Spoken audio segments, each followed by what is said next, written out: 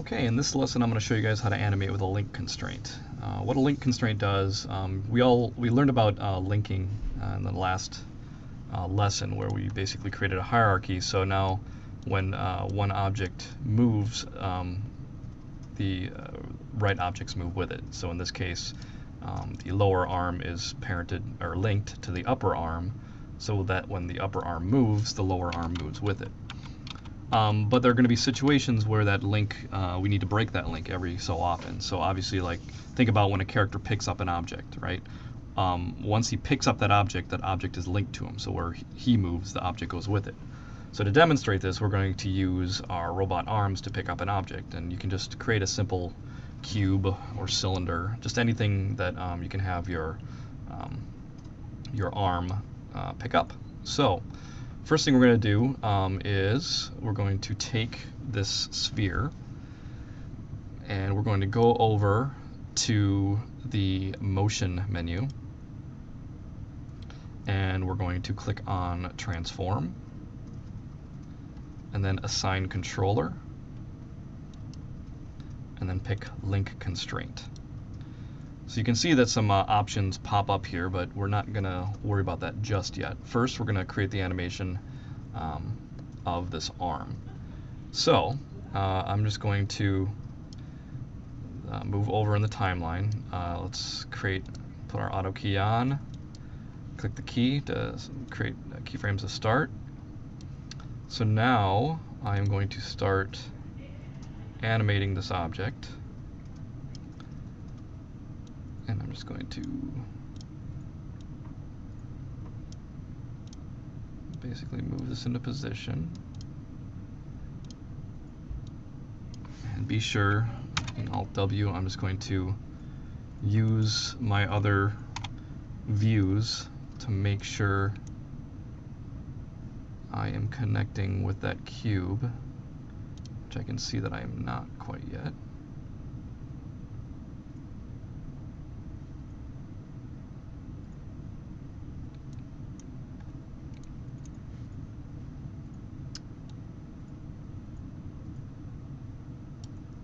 There. Looks about right.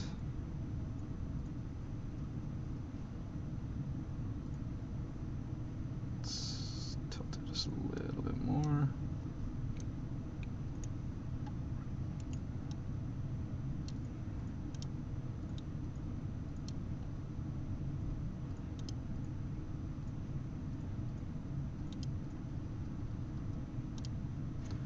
Turn my angle snap toggle off here so I get it right in the center, because obviously if it doesn't get a good grip on that block, it's not going to be believable. Okay, so now I have my arm kind of rotating into place. However, I need those claws to open up a little bit, so let's start back here.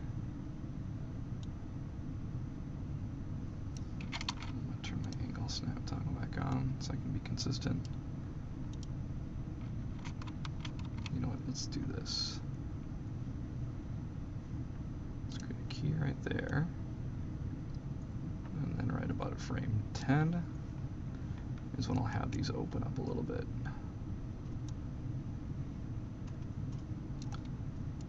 Just go to this view.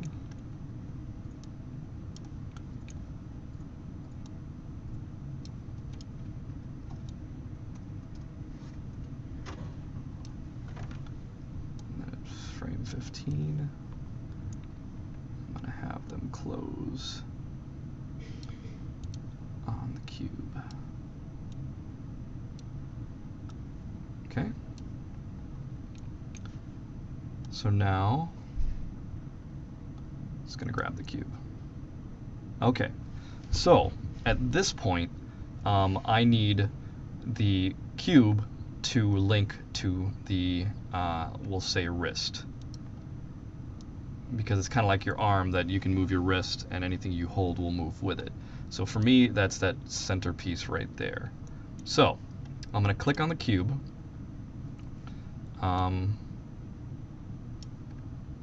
you know what? I do not like where that pivot point is, so I'm going to move it. Oops.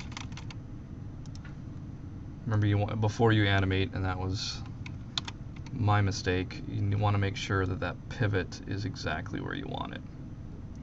So for now, I'm going to make that pivot just right in the center. Click that. All right. So at this point, like I said, we need to make that cube link to the wrist. So I have it selected. Now you remember we put that controller on here. So by default, the cube or any object is linked to the world, like we are linked to the Earth. So where the Earth moves is just kind of is what everything else is based off of. So to start, the cube is on its own, so we're going to link it to the world, and we're going to do that by just saying link to world. So you see that it says at frame 0, this object is linked to the world. So at frame 15 is where it grabs the object. So I'm going to say add link, and then I'm going to click on that wrist. And you can see right here it says that at frame 15 it is linked to the wrist. So now if I animate it, so let's say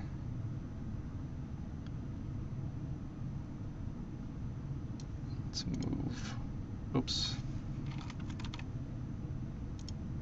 deselect add link so you're not, adding additional ones. So now I can say auto key is still on. I'm going to pick it up. I'm going to move it over. Oops.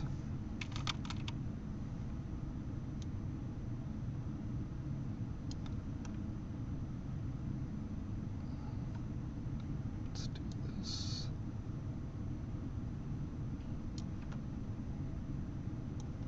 I'm just going to make it about there.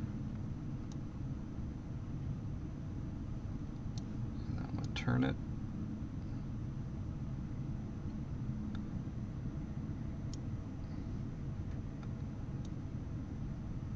Set it down.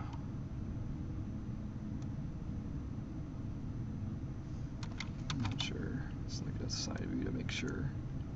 Oh, not quite there yet.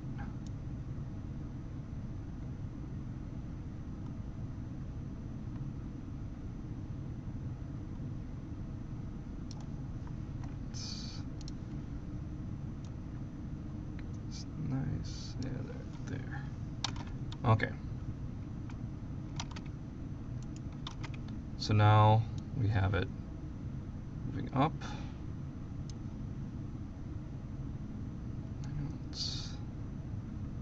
Doesn't need to bend that much.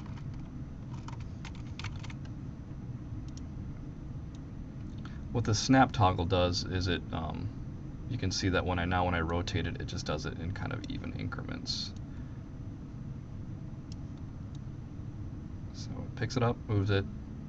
So then now at this point, at frame 65, the cube needs to be parented to the world again. So I'm going to click on that cube, and I'm going to say link to world. So at frame 65 it says world. So now I'm going to animate the claw letting go. Oops, let's give it some time here.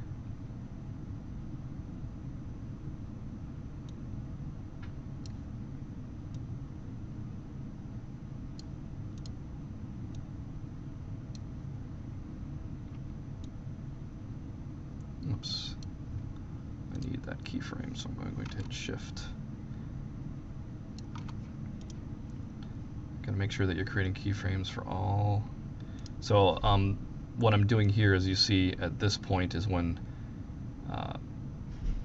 the clock closes, so I'm just holding down shift and dragging that and basically creating a copy of that keyframe so that it holds, that claw stays closed. Now it opens.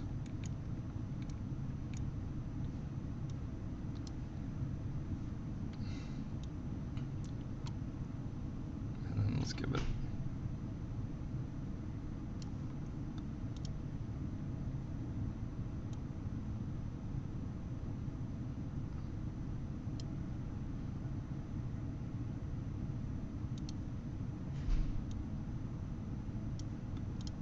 doesn't really, let's make it just right about there.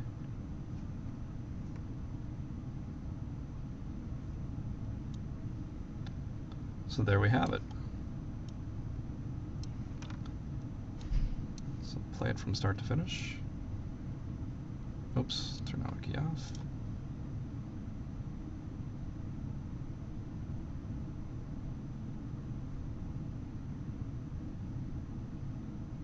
So now, obviously I'm not, this is the first try, let's see. The last one is a little bit slow, so let's take that keyframe and move it up a little bit.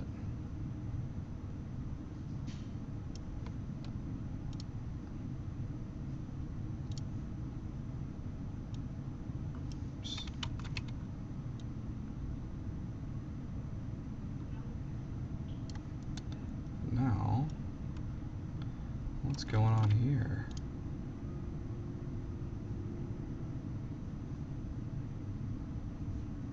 Let's just turn on auto key.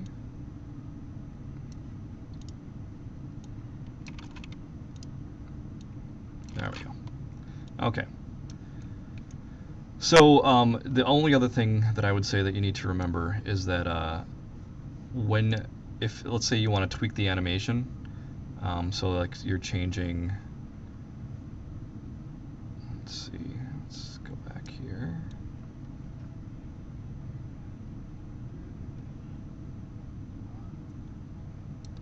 So let's say 65.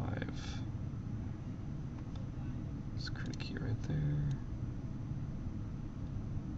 And 90.